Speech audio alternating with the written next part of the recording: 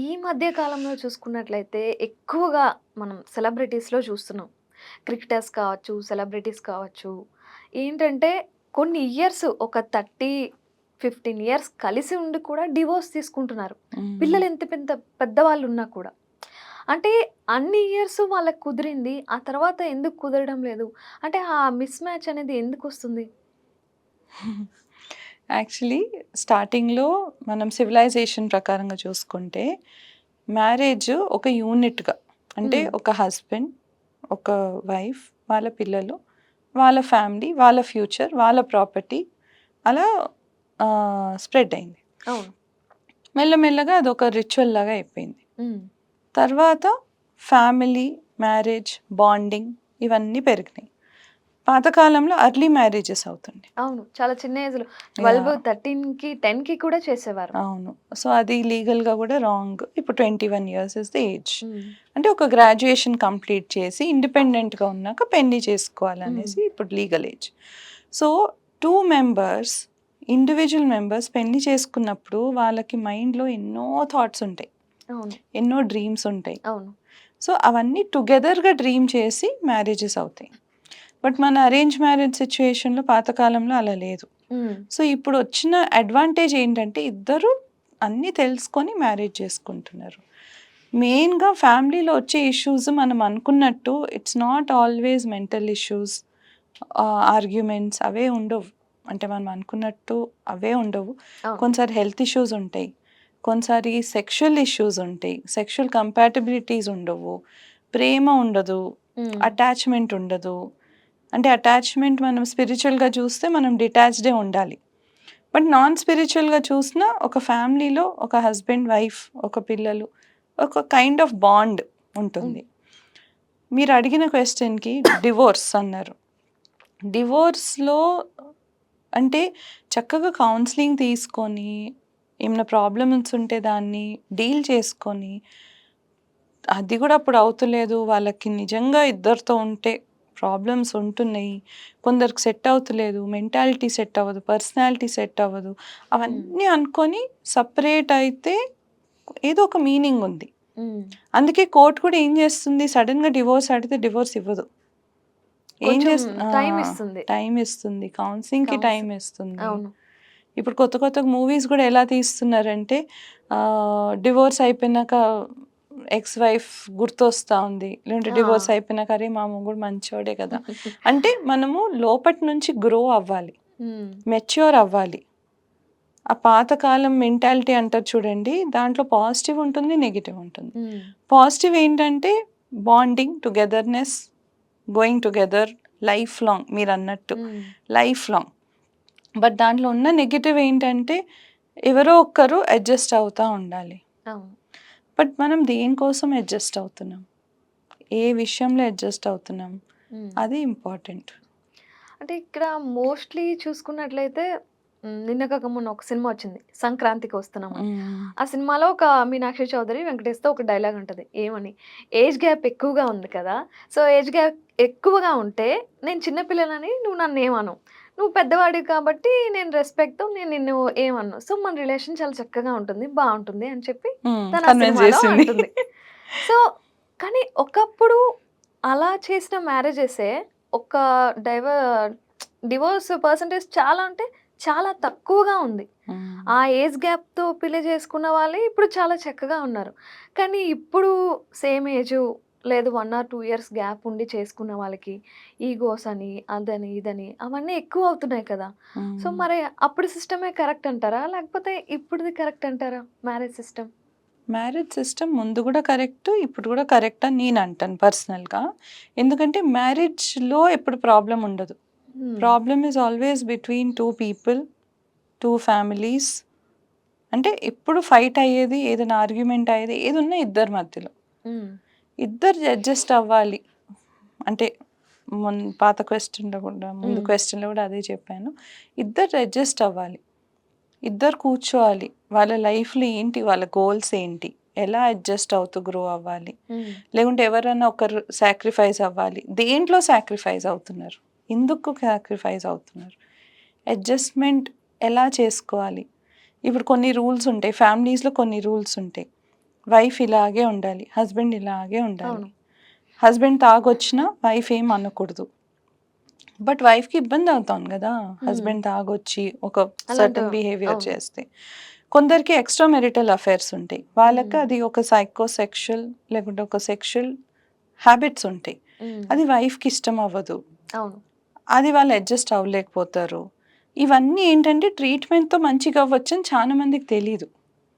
అంటే ఇప్పుడు మీరన్నారు చూడండి, పాతకాలంలో బాండింగ్ వేరేగుండే, ఇప్పుడు వేరేగుండే. హ్మ్. ముందేంటంటే హస్బెండ్ ఎలా ఉన్నా అడ్జస్ట్ అవుతుండే. ఇప్పుడు హస్బెండ్ ఎలా ఉన్నా నేనెందుకు అడ్జస్ట్ ఆ! అవ్వాలి? ఆ క్వెషన్ అనేది రైజ్ అవుతుంది. ఆ! ఒక అమ్మాయికి ఆ క్వెషన్ రైజ్ అవుతుంది. సో, అంటే అమ్మాయిలకి మనం ఈ ఇండిపెండెన్స్ ఇచ్చాము, ఇవ్వడం వల్లే ఇలా అవుతుంది అని లైక్ కొందరంటారు. కొందరు అంటున్నారు. అమ్మాయిలు అలా ఉంటేనే బావుండేది పాతకాలంలో ఉన్నట్టే. అది నేను సపోర్ట్ చేయను. ఎందుకంటే మనకు కూడా ఒక లైఫ్ ఉంటుంది. మనం కూడా చాలా చేయాలి అనుకుంటాం. అవన్నీ ఓకే.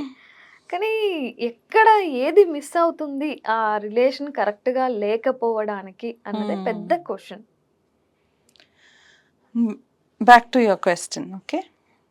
సో, ఏది మిస్ అవుతా ఉంది? ఇప్పుడు హ్మ్. మనం దీని ముందు ఒక క్వెషన్‌లో హస్బెండ్స్ లో ఉన్న ప్రాబ్లమ్స్ వైఫ్స్‌కి ఎలా ప్రాబ్లమ్ అవుతా ఉందని చూస్తున్నాం. హ్మ్. ఇదే వైఫ్స్‌తో గూడా. ఇప్పుడు ఒక హస్బెండ్‌కి వైఫ్‌తో ఏం ఎక్స్‌పెక్టేషన్స్ ఉన్నాయి? హ్మ్. అవి కోర్ బిలీఫ్స్ అంటాం మేము. అంటే వైఫ్ ఇలాగే ఉండాలి. హ్మ్. ఇలా ఉంటేనే నా వైఫ్. ఇలా ఉండకపోతే నా వైఫ్ కాదు. ఇవన్నీ ఎక్కడి నుంచి వస్తాయంటే మా ఫాదర్ ఎలా ఉండే, మా మదర్ ఎలా ఉండే, అవును. మా ఫాదర్, మదర్ ఎలా అడ్జస్ట్ అయ్యారు మీకు తెలీదు. అక్కడ వాళ్ళకున్న ప్రాబ్లమ్స్ మీకు తెలీదు. వాళ్ళు ఎలా అడ్జస్ట్ అయ్యారు మీకు తెలీదు. హ్మ్. మీకు తెలియకుండా ఉండే అప్పుడు. ఇప్పుడు అన్నీ తెలుస్తున్నాయి. అంతే డిఫరెన్స్. హ్మ్. ముందు తెలియకుండా వాళ్ళు గొడవ పడుతుండే. డోర్ వేసుకొని గొడవ పడుతుండే. ఇప్పుడు ఓపెన్‌గా గొడవ పడుతున్నారు. సో, దాన్ని మనము ఇప్పుడు గొడవ పడేది ఇష్టం అంటే అది వేరే స్టోరీ. హ్మ్. లేదు మన పిల్లలు ఇప్పుడు 'హాయ్ నాన్న' ఉంది. 'హాయ్ నాన్న' మూవీలో హీరోయిన్ ఎవరైనా గొడవ పడుతుంటే చైర్ టేబుల్ అవును. దగ్గర ఎళ్లి టేబుల్ కింద కూర్చొని పాపం భయపడుతూ ఉంటుంది. భయపడుతూ కూర్చుంది.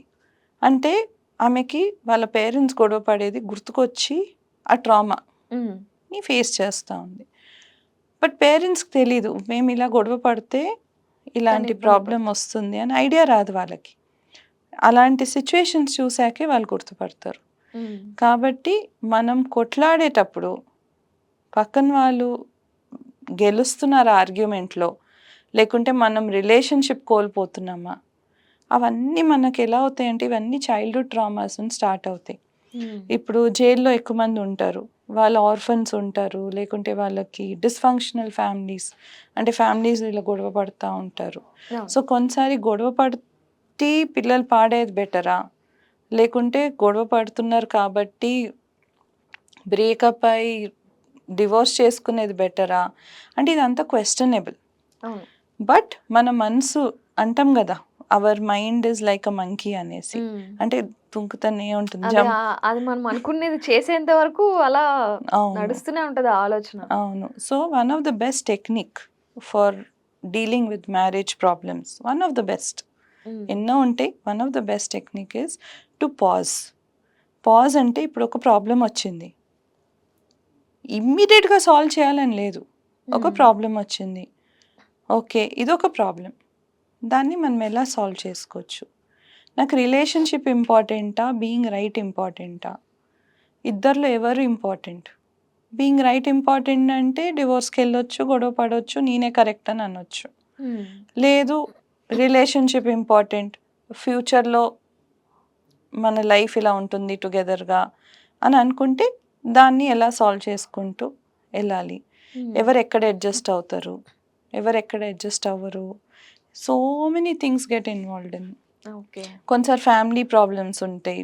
ప్రాపర్టీ ఇష్యూస్ ఉంటాయి. హ్మ్. ఇప్పుడు ఒక డౌరీ తీసుకొని రాలేదు. ఇప్పుడు మనం ఉట్టి అర్బన్ కాదు కదా! మనం రూరల్‌కి కూడా మాట్లాడుతున్నాం అవును. ఛానెల్‌లో. అవును. సో, ప్రాపర్టీ ఇష్యూస్ ఉంటాయి. అమ్మాయి ఏం ప్రాపర్టీ తీసుకొని రాలేదు, కట్నం తీసుకొని రాలేదు. ఇవన్నీ చట్టానికి రాంగ్ కాబట్టి గూడా తెలిసి గూడా ఇవన్నీ ప్రాబ్లమ్స్ ఉంటున్నాయి. హ్మ్. మళ్ళీ ఏజ్ ప్రాబ్లమ్స్ లైక్ పొద్దున్నే నాకు తెలిసింది ఒక లేడీ మ్యారేజ్‌కెళ్ళొచ్చింది. 15-year-old అమ్మాయి అంట, 34-year-old అబ్బాయి అంట. ఓ మ్యారేజ్‌లో అందరూ విలేజ్‌లో మ్యారేజ్‌లో అందరూ ఒకటే మాట్లాడుతున్నారంట. ఎందుకు ఈ ఏజ్‌లో వాళ్ళు పెళ్లి చేశారు, అబ్బాయికి జాబ్ అవును. ఉందనేసా? మరి అంత గ్యాప్ కరెక్ట్ కాదు. అప్పుడు ఫస్ట్ రియాక్షన్ ఏమొచ్చిందంటే, మీరేం అనలేదా? హ్మ్. 21 ఇయర్స్ కదా మ్యారేజ్‌కి అమ్మాయికి, అబ్బాయికి అంటే, మేమేమంటాం మేడం. హ్మ్. ఐ సెడ్ అలా అయితే మీరందరూ కూడా తప్పు చేసినట్టే కదా! ఇప్పుడు నేను విని కూడా తప్పు చేస్తున్నాను కదా! ఇది నేను ఎవరికీ చెప్పకుంటే. అంటే ఇవే థాట్స్ వస్తాయి మనకు. కానీ వాళ్ళేంటంటే ఫ్యూచర్ బావుంటది అని ఆలోచించి, ఇలా పెళ్లి జేసి, మంచి జీతం ఉన్న వాడికిచ్చి పెళ్లి హ్మ్. జేసేస్తున్నారు. హ్మ్. సో, అంటే అది రాంగ్ అని కూడా అనలేము. ఎందుకంటే కొన్నిసార్లు వర్కౌట్ అవుతుంది. వర్కౌట్ అయ్యి వాళ్ళ లైఫ్ కూడా బానే ఉంటుంది. హ్మ్. కానీ ఇష్యూ ఎక్కడొస్తుంది అంటే లైక్ వాళ్ళు విడిపోతున్నారు. అది అవును. కదా ప్రాబ్లము. అవును. అండ్ మోర్ ఓవర్ ఏంటంటే లవ్ చేసి పెళ్లి చేసుకున్న వాళ్ళు కూడా విడిపోతున్నారు. హ్మ్. అంటే లవ్ చేసుకున్నంత వరకు కొన్ని ఇయర్స్ బానే ఉంటుంది. ఆ తర్వాత ఎప్పుడైతే పెళ్ళయ్యి లైక్ 6 మంత్స్, 7 మంత్స్‌కి అప్పటికే వాళ్ళ మధ్య గొడవలనేవి వచ్చేస్తున్నాయి. అవును. అంటే లవ్‌కి ముందున్న అండర్‌స్టాండింగ్ ఆ తర్వాత ఎందుకు ఉండటం లేదు? లవ్ లవ్ అంటే లవ్ అంటే ఏంటి? It is an attraction. Love అంటే ఇట్స్ ఎ ప్రొలాంగ్డ్ అట్రాక్షన్. అంటే మనకు వాళ్ళలో ఏదో ఒక క్వాలిటీ ఇష్టమై, కొన్నిసారి ఫేస్ ఇష్టమవుతుంది, కొన్నిసారి బిహేవియర్ ఇష్టమవుతుంది, హ్మ్. కొన్నిసారి అపియరెన్స్ ఇష్టమవుతుంది, కొన్నిసారి స్టైల్ ఆఫ్ టాకింగ్ హ్మ్. ఎన్నో ఉంటాయి. ఇప్పుడు అవును. ఇప్పుడు ఒక సినిమా చూస్తే ఒక హీరోని చూడ్డానికి వెళ్తున్నారంటే ఏదో ఒకటి ఇష్టం ఉన్నట్టు. హ్మ్.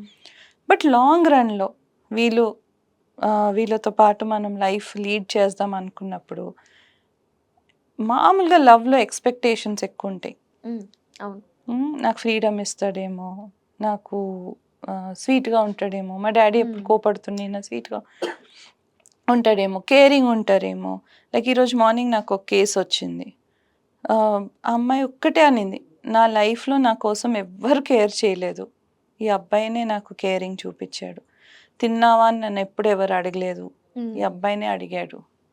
అక్కడ ఆ కేరింగ్ నేచర్‌కి ఎంత అట్రాక్ట్ అయిపోయిందంటే, ఆ అబ్బాయి హ్మ్, ఇప్పుడు అమ్మాయి దగ్గర 10 ఇయర్స్‌లో చానా డబ్బులు తీసుకున్నాడు. ఓహ్! బట్ డబ్బులు పోతే పోనీ పోనీ కేరింగ్‌గా కేర్ ఉన్నాడు ఏమన్నా కదా అని. చూపించారుగా.